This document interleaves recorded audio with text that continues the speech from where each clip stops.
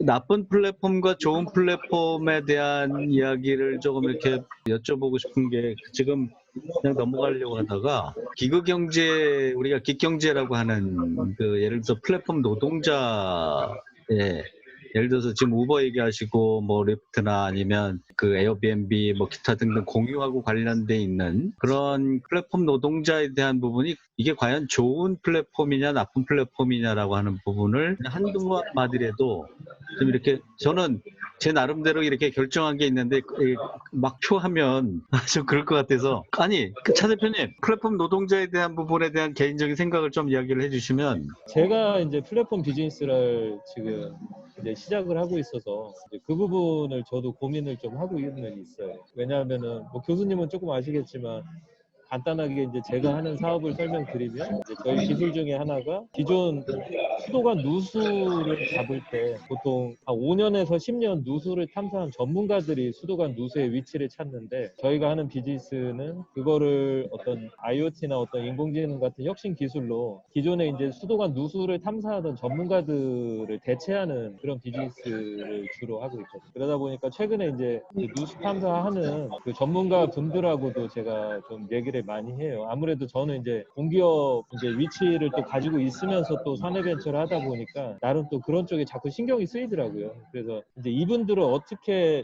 업역을 전환시킬지에 대한 고민을 같이 하고 있거든요. 그러니까 이 어떤 플랫폼이라는 게 분명히 얘는 예전에 이민화 교수님이 얘기한 것처럼 얘는 인수분해라는 개념으로 설명을 많이 하시는데 어떤 형식으로든지 통합되는 부분에서의 특히 그 사람 중심으로 갔을 때는 일자리가 없어질 수밖에 없는 구조인데 그러면 그 사회가 그렇게 없어지는 일자리를 플랫폼을 설계할 때부터 어떻게 다른 쪽으로 이제 선순환 전환시킬지에 대한 고민들을 좀 같이 해주는 게 저는 플랫폼 전략에서는 시작할 때 좀 더 필요하다는 생각이 많이 들거든요. 그래서 저도 요즘 제가 뭐 비즈니스를 하는 입장이지만 제가 없애는 누수 탐사 전문가라는 분들을 또 다른 영역의 새로운 분야의 업무들을 만들어서 그러니까 일례로 예전에는 이제 어떤 경험을 통해서 뭐 누수의 위치를 찾고 그랬다고 하면 이제는 뭔가 이 데이터를 분석을 하고 또 그 데이터들도 좀 더 누수음이라는 데이터 말고 다양한 주변 데이터들을 분석을 해서 그래서 요즘 얘기하는 거 이제 여러분들은 과거에는 오랜 경험을 가지고 이제 밥을 먹고 사셨다고 하면 이제는 데이터를 분석해서 뭔가를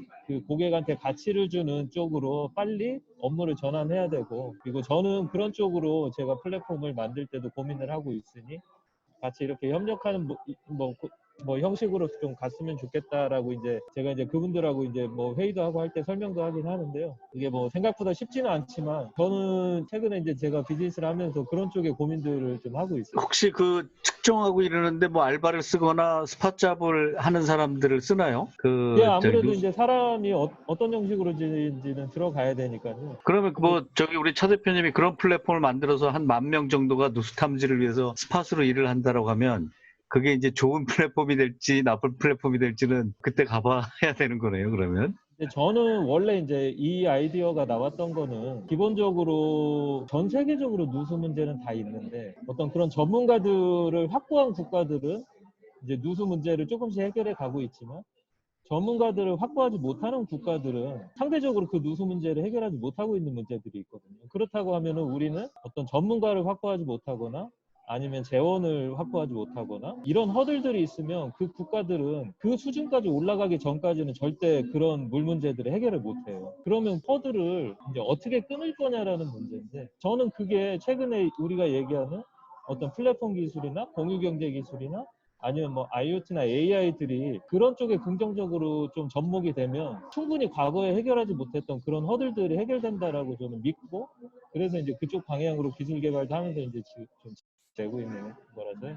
네, 그래서 저는 이제 플랫폼이라는 개념 자체가 우리 이제 B2C나 이런 쪽에서는 상당히 저희가 인식을 많이 하고 있지만 B2B나 B2G 쪽으로 가면 훨씬 더 다양한 문제를 저는 해결할 수 있을 거라고 좀 확신을 하고 있고 그리고 그런 쪽으로 저는 노력을 좀 하고 있는 편입니다. 혹시 그 최근에 들어와서 배달하는 사람들이 뭐 1억을 벌였다는 둥, 뭐 이게 신문에 보면 그렇게 꼭 뭐 호의적이다라고 볼 수는 없을 정도로 야, 이 사람은 뭐 배달만 해가지고 1억을 번데 뭐 이런 식으로 이렇게 이야기가 나오고 사실 그렇지 않은 사람들이 굉장히 많은데 그래서 이러한 플랫폼 노동자에 대한 부분이 사실은 좋은 거냐 나쁜 거냐를 한번 판단해 볼 필요는 있다. 내가 예를 들어서 플랫폼 노동자라고 생각을 했을 때 어떤 마음일까라고 하는 어떻게 생각하세요? 제가 먼저 말씀을 드릴게요. 저는 시대가 변하고 있는데 플랫폼 노동자도 하나의 축이다라고 생각을 하는 사람이고요. 이게 좋으냐 나쁘냐를 떠나서 그 수요와 공급이 맞으면 저는 나쁘지 않다. 뭐 좋은 것을 떠나서 나쁘지 않다라고 하는 부분이고 그리고 마치 플랫폼 노동자라고 해서 이렇게 노동을 착취당하는 듯한 느낌을 받기도 하게끔 자꾸 이미지를 주는데 본인이 요즘은 그 스팟잡이 워낙 많고 그리고 일부러 취업을 안 하는 친구들도 많고 그러고서 한 3개월 벌어가서 여행을 다니기도 하고 아니면 쉬기도 하고 자기가 하고 싶은 일들을 하는 그런 일들도 많기 때문에 저는 이게 사회적인 하나의 현상이다라고 생각을 하지 노동에 의해서 착취가 되고 그들의 보험, 뭐 4대 보험이 들어있지 않고 뭐 기타 등등 여러 가지 이유를 들어서 마치 그것이 노동에 대한 착취다라고 생각하는 것은 아닌 것 같다라는 제 나름대로의 결론이고요. 근데 이런 거를 참 뭐 공표하기 어려운 게 언론 자체에서 자꾸 플랫폼 노동자 하는 그런 현상이 보여지니까 부정적인 인식을 굉장히 많이 준다. 그리고 거기에 종사하시는 분들이 예를 들어서 어쩔 수 없이 그걸 택한 것 같은 그런 느낌을 주고 있다라고 하는 게 좀 아쉽다라고 하는 생각이고요. 이건 뭐 제 그냥 개인적인 생각입니다. 제가 저기 어디서 읽어보니까 보스턴의 교수 마샬 벤이라고 하는 사람이 이런 얘기를 했더라고요. 어떻게 돈을 벌 것인가는 나쁜 질문이다. 어떻게 가치를 창출할 것인가에 대한 질문이 우선이다. 라고 이야기를 하더라고요. 저는 플랫폼 비즈니스의 아주 특성을 잘 얘기했다. 그러니까 플랫폼을 만들기 시작하면서 어떻게 돈을 벌 것인가 라고 하는 생각이 아니라 어떤 가치를 만들 것인가에 대한 부분을 먼저 고민하는 게 옳다라고 하는 얘기고요. 제가 아는 성공한 사람들은 돈을 위해서 쫓아가지 않고 어제보다 나은 오늘보다 나은 내일을 위해서 하다 보니까 돈을 벌었다라고 이제 멋있게 이야기들을 하더라고요. 뭐 그렇습니다.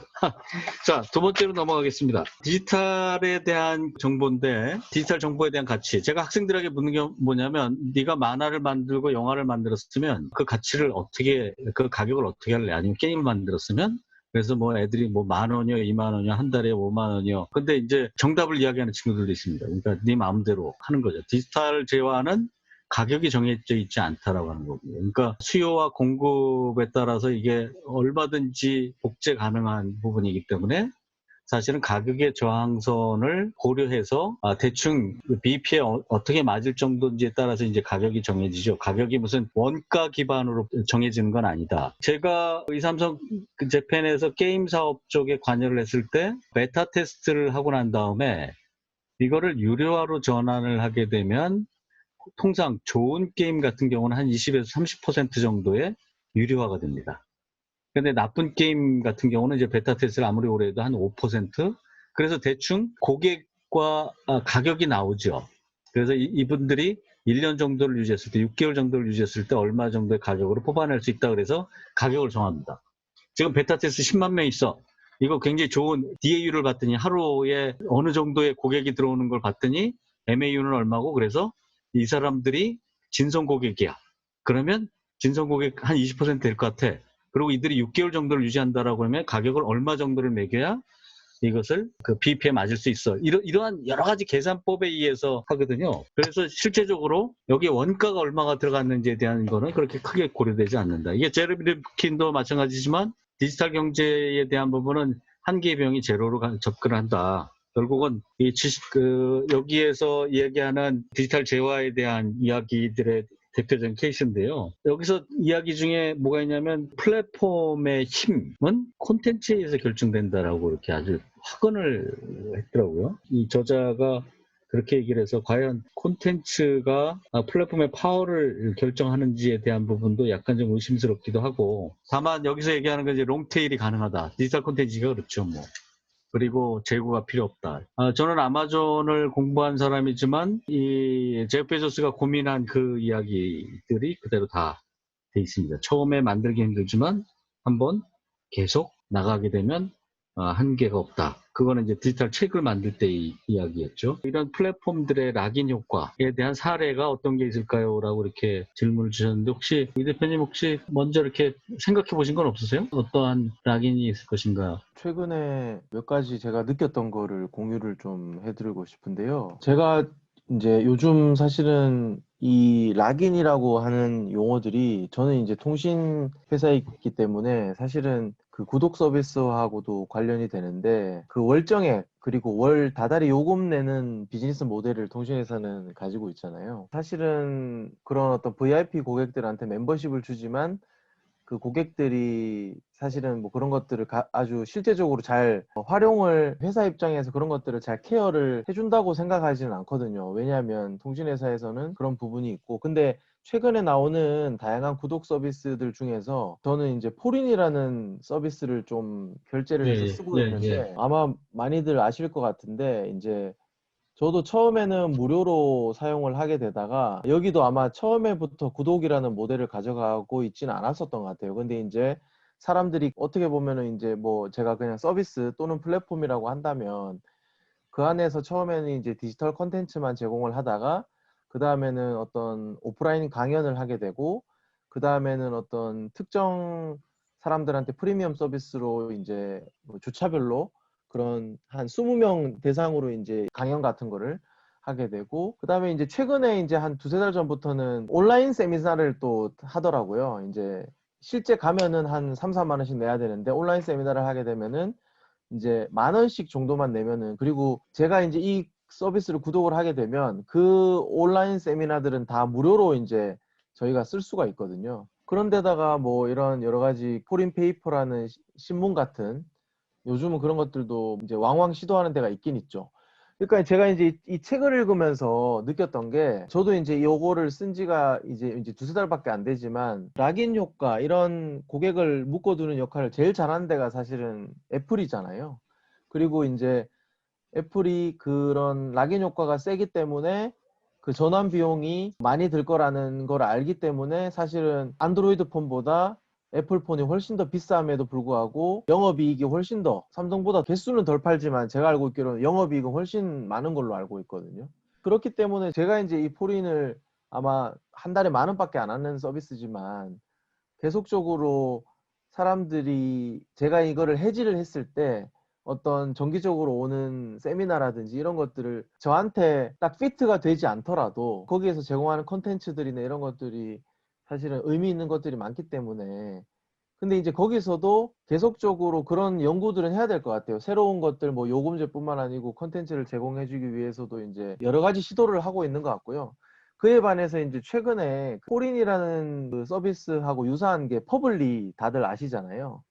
이 퍼블리 같은 경우가 사실은 포린보다 훨씬 더 일찍 시작했는데 정확하게 UV나 이런 것들이 얼마나 차이가 나는지는 모르겠지만 제가 그냥 느끼기에는 초반보다는 포린이 조금 더 사람들이 많이 찾는 느낌이 들긴 들어요. 근데 그래서 최근에 퍼블리에서 가격 할인을 한다고 공지가 떴더라고요. 원래는 2만 원인데 아마 5천 원 이상 내린 걸로 알고 있고 결국은 대안제가 생기고 이탈이 발생을 함으로써 전환 비용도 낮아지고 이런 것들 때문에 가격을 결국은 낮출 수밖에 없지 않았나라는 생각이 들고 그리고 또 최근에 이제 퍼블리에서 준비하고 있는 것 중에 하나가 온라인 세미나더라고요. 사실은 포린에서는 진작에 이제 시도하고 있었던 그러니까 결국은 이런 부분들이 사람들을 자꾸 붙잡게 하는 그리고 이제 아마존에서도 프라임 같은 경우를 쓰면은 교수님도 잘 아시겠지만 그 무료 배송에다가 아마존 프라임 비디오도 쓸 수 있고 이제 이런 것들이 결국은 뭔가 이제 이거를 해지를 하게 되면은 내가 느낄 가치들이 좀 못 느끼게 되지 않을까 이런 전환 비용 같은 것 때문에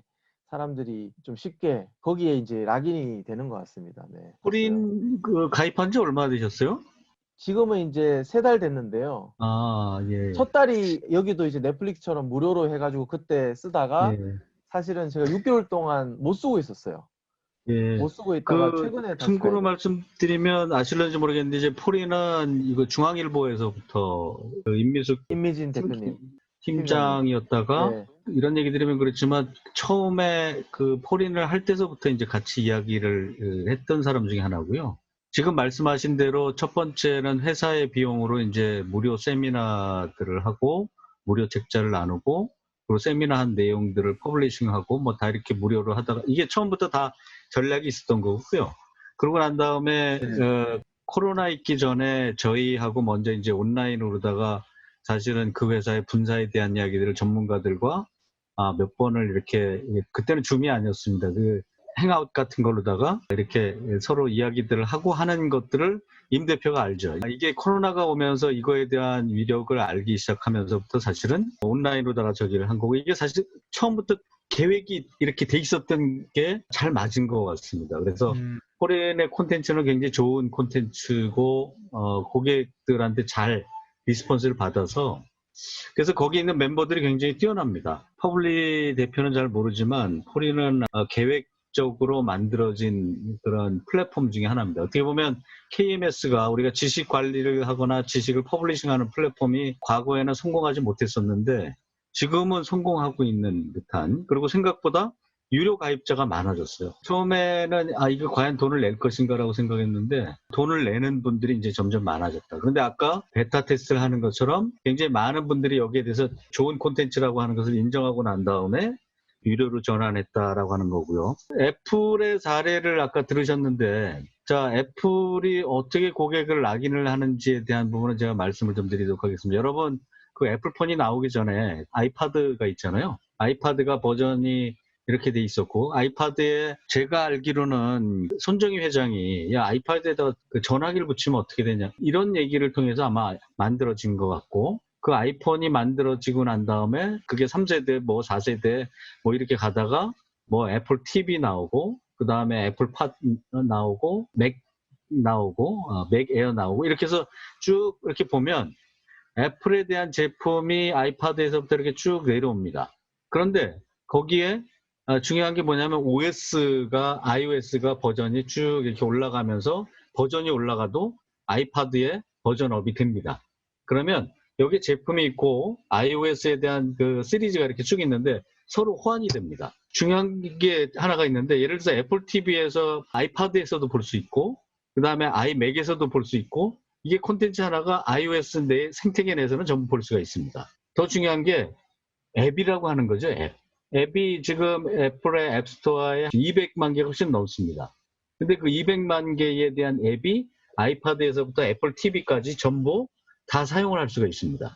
무슨 얘기냐면 그 중에서 내가 아이패드를 빼버리고 아니면 아이맥을 빼서 예를 들어서 삼성 노트북을 집어넣게 되면 지금까지 사용하던 뭐 아이패드, 아이맥, 그 다음에 애플 TV, 하물며 애플의 허브까지도 사용하지 못하니까 말씀하신 대로 전환 비용에 대한 부분이 엄청난 거죠. 이게 생각보다 그냥 우리 말로는 전환 비용이 크다 이렇게 얘기하지만 이건 상상을 초월하는 비용입니다. 그래서 여기에서 한 가지도 빼버릴 수가 없다. 좀 더 그 전환 비용에 대한 구체적인 말씀을 드리는 건데, 애플 제품에 한번 락인이 돼버리면 이것을 빼버리기는 거의 불가능한 상태가 돼버린다. 근데 그것이 과거에 20%였습니다. 우리가 이런 IT나 기기를 사용하는 사람들의 거의 20%가 있었기 때문에 사실은 애플이 어떤 짓을 하더라도 그 로얄티 높은 20%가 매출을 받쳐주니까 그 자기네들이 하고 싶은 대로 할 수 있었던 거죠. 고집대로. 매니아라고 얘기하는 부분이죠. 애플은 콘텐츠나 디자인 회사가 아닙니다. 기기 회사입니다, 여기는. 그리고 매출의 비중 구조를 보면 얘들의 스토어에서 나오는 매출 비중은 사실 5 내지 7%밖에 되지 않습니다. 그런데 만약에 이런 소프트웨어나 예를 들어서 애플의 앱이 빠져버리면 매출의 90%가 넘는 단말이 다 날아갑니다. 저는 이 효과를 갖다가 저기 히토리 같은 건데요. 저기도 마찬가지 아닙니까? 그 아마존의 클라우드 같은 경우도 실제 매출은 10%밖에 되지 않는데 수익의 70%는 클라우드에서 나듯이 애플이 그런 거하고 똑같습니다. 그래서 지금 전환 비용에 대한 이야기를 좀 드렸고요.